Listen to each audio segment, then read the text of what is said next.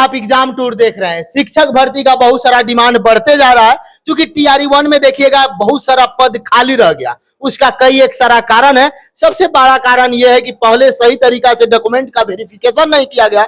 दूसरा कारण यह है कि 1 कैंडिडेट 1 रिजल्ट नहीं दिया गया। तीसरा कारण महिला को लेकर सब कुछ बात करेंगे। और उसके बाद बता दें, यदि टीआरई 3 में आयु में छूट नहीं मिला, क्या टीआरई 4 में मिलेगा या नहीं मिलेगा, कैसे मिलेगा। बहुत सारा जो विद्यार्थी का, वो चाहे विकलांग का समस्या हो, चाहे एससी एसटी का समस्या हो, सब कुछ जानेंगे। सर आपका स्वागत है एग्जाम टूर में। बहुत बहुत धन्यवाद, बहुत बहुत धन्यवाद। कितना नुकसान हुआ सर 1 कैंडिडेट 1 रिजल्ट नहीं आने से? देखिए, टीआर 1 टीआर 2 में 1 कैंडिडेट 1 रिजल्ट नहीं आने से कम 40,000 पद ऐसे थे जो बर्बाद हो गए और 40,000 बेरोजगार के बेरोजगार रह गए। तो इसलिए निश्चित रूप से मैं बीपीएससी के अध्यक्ष महोदय और शिक्षा विभाग से अनुरोध कर रहा हूं कि हुजूर, अगर सच में माननीय मुख्यमंत्री के सपना को आप लोग साकार करना चाहते हैं और बेरोजगारी दूर करना चाहते हैं, तो एक पद एक व्यक्ति वाला सिस्टम लागू हो टीआर 3 में, ताकि 40,000 से ज्यादा बच्चे जो बेरोजगार हो जाते हैं, आपके एक पद पर तीन को एक लड़का है, 3 को रिजल्ट मिल जाता है, तो 40,000 लड़के बेकार हो जाते हैं, उनको नौकरी लग जाए।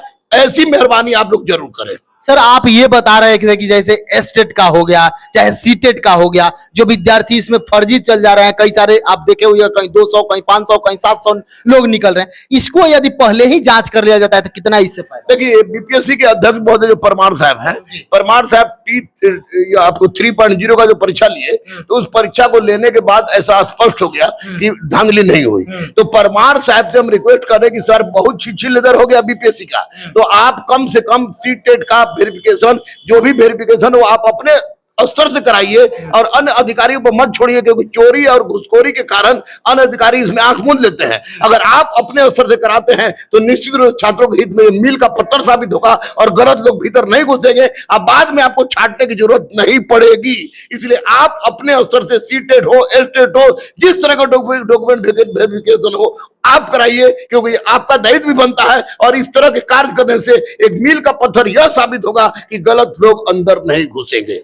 सर आयु में छूट लेकर पिछला बार देखिएगा कोर्ट भी गए थे, तो एक बार इससे पहले टीआरई में एक व्यक्ति को माना गया और वो एग्जाम भी दिए, ऑफलाइन आवेदन किए, लेकिन इस बार 21 लोगों को मिला, लेकिन उसको शिक्षा विभाग ने ठुकरा दिया कि नहीं, मेरा नियम के विरोध है।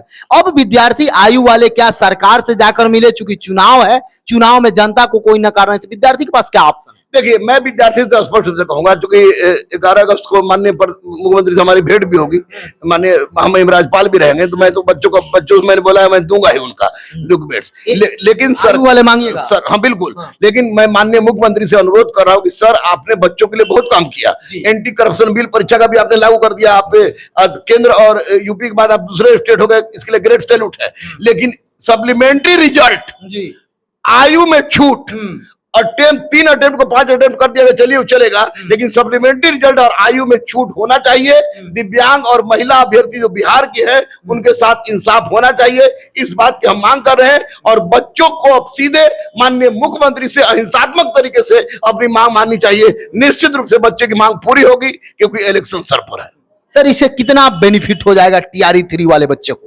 देखिए, टीआर 3 में बेनिफिट तो ये होगा कि जो बच्चे किसी कारणवश, यानी कि आयोग की गलती कारण, शिक्षा विभाग गलती कारण बेचारे बेरोजगार रह जाते थे, उनकी नौकरी हो जाएगी।